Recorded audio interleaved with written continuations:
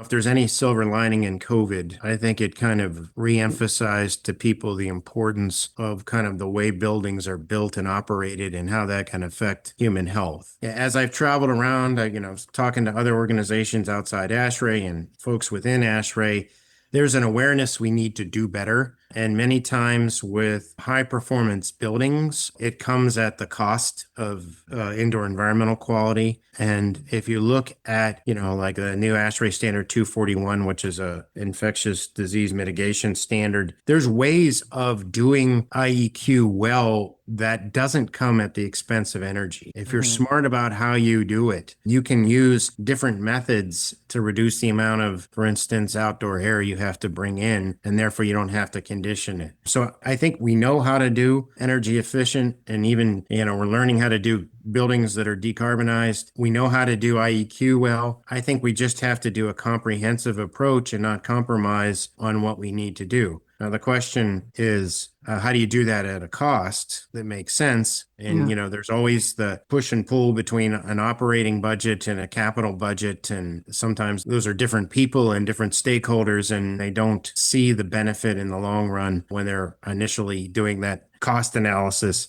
I think what we need to do as an industry is to look further into societal costs.